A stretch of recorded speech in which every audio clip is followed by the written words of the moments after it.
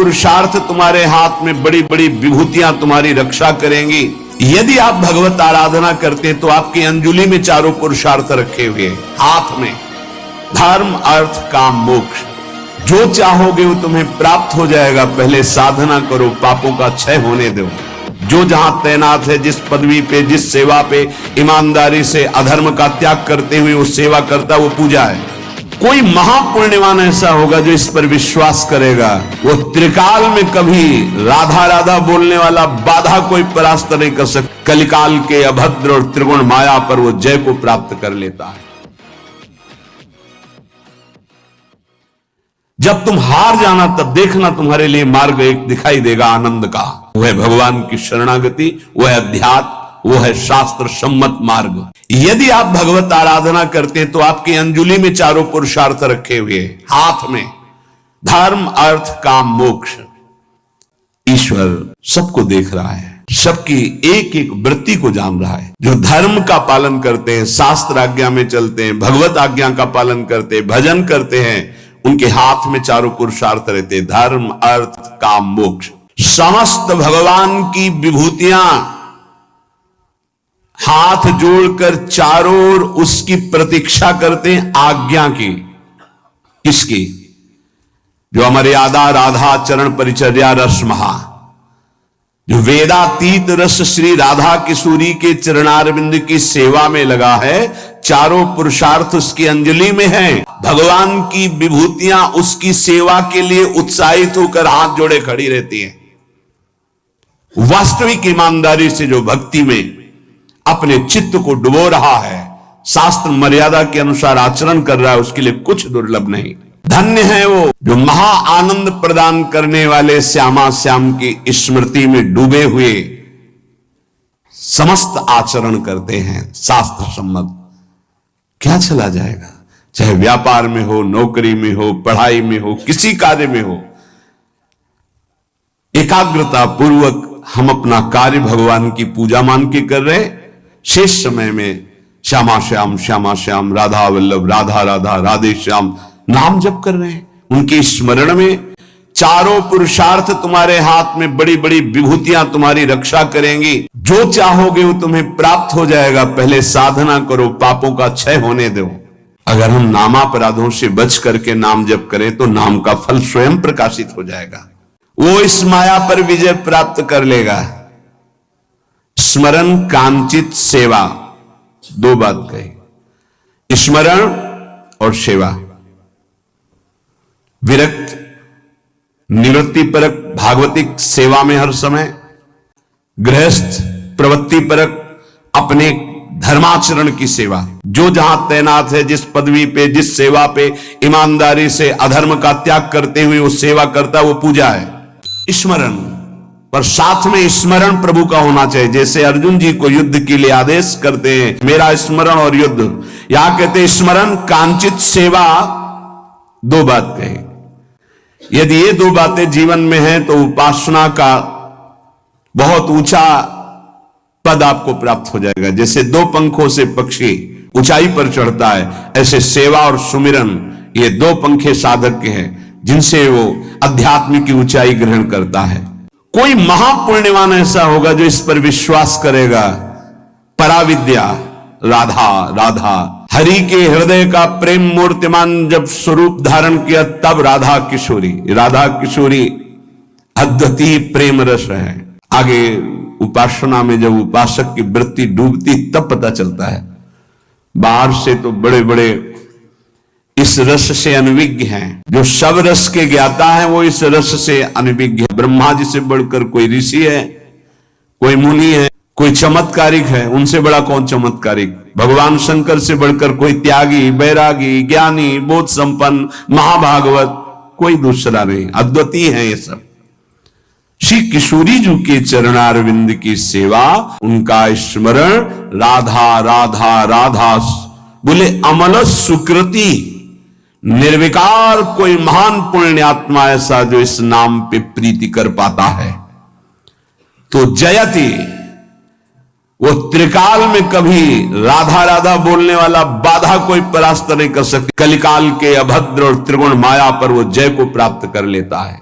अगर अन्य उपासना वाले, सिद्धांत को जानने वाले, शास्त्र सम्मत चलने वाले महत जन हैं, पर वो इस उपासना को नहीं जानते हैं, अलग अलग उपासना का स्वरूप है, यदि हम उनका संग करेंगे तो उनका पता नहीं है इस रस का, वो आपके चित्त से इस रस की बात को हटा देंगे पक्का। इसीलिए ध्रुवदास जी ने कहा है, इष्ट मिले और मन मिले, मिले भजन रस रीति, तहा निशंक है मिलिए, तासो कीजे प्रीति। नहीं तो शंका है, आप भ्रष्ट हो सकते हैं, अपनी उपासना से गिर सकते हैं। इष्ट मिलना चाहिए, रस रीति उपासना पद्धति मिलनी चाहिए, और फिर मन मिलना चाहिए।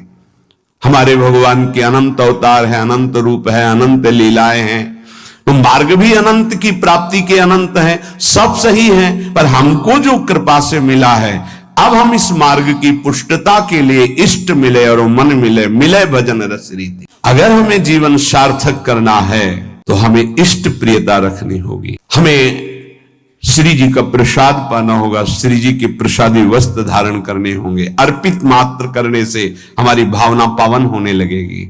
हमारे भगवान निराकार भी हैं, साकार भी हैं, सगुण साकार निर्गुण निराकार सब कुछ है।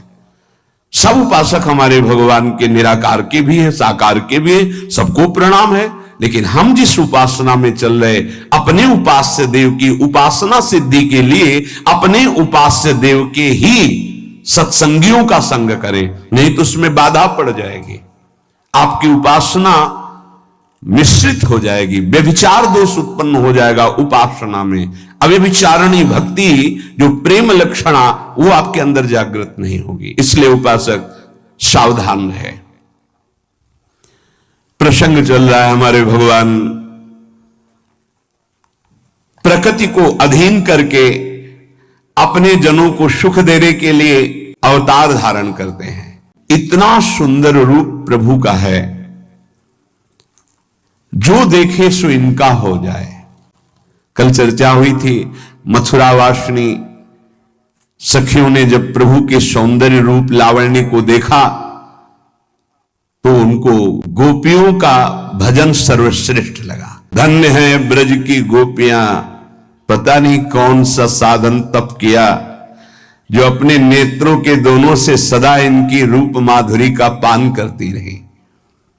इनकी अजान बाहों में उनका हृदय समर्पित रहा।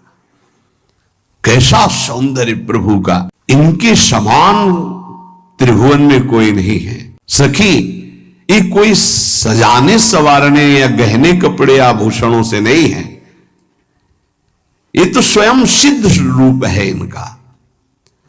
देखते देखते तृप्ति नहीं होती, ये नित्य नवीन परमानंद की बाढ़ ला रहा है हृदय में रूप। जिस समय प्रभु रंगमंच पर पहुंचे कंस के, तो जितने वहां बैठे हुए थे राष्ट्र के जन समुदाय, सब प्रभु श्री कृष्णचंद्र जी बलराम जी को देखकर अखंड प्रसन्नता को प्राप्त हो रही है। ब्रह्म साक्षात्कार के बाद ही प्राप्त होती है ब्रह्मभूता प्रसन्नात्मा। जितने बैठे थे सब भगवत प्रसन्नता को प्राप्त हो रहे, सबके नेत्रों से अश्रु प्रवाह आने लगा, मुख कमल खिल गया, सबका उत्कंठा से गला अवरुद्ध हो रहा है, सबके रोमांच हो रहे हैं। क्यों? क्योंकि नेत्रों के द्वारा श्री कृष्ण की मुख माधुरी का पान कर रहे हैं। ऐसा दिखाई दे रहा है, श्री सुखदेव जी कह रहे परीक्षित, मानो वो नेत्रों से पी रहे हैं, जिह्वा से चाट रहे हैं, नासिका से सूंघ रहे हैं और भुजाओं से आलिंगन कर रहे हैं। ऐसा सबको सुख प्राप्त हो रहा है। जब जब भगवान अवतार धारण करते हैं वो सच्चिदानंद बपू होता है। भगवान श्री रामचंद्र जी के सौंदर्य को देखकर विदेह राजा जनक विशेष विदेह हो गए। ब्रह्मानंद में देहातीत अवस्था को प्राप्त जनक जी महाराज आज विशेष विदेह हो रहे हैं। मेरा मन सहज वैराग्य में है, सहज वैरागी आज राम रूप को देखकर जैसे चंद्रमा को देखकर चकोर थकित होता है, ऐसी स्थिति हो रही महाराज जनक की। ये रूप प्रभु का, ये तो परम ज्ञान शिरोमणि है जिनको बिल्कुल ज्ञान नहीं। वन में रहने वाले कोलभील जब भगवान श्री राम को देखा, ऐसा रूप क्या पवाऊं, क्या सेवा करूं।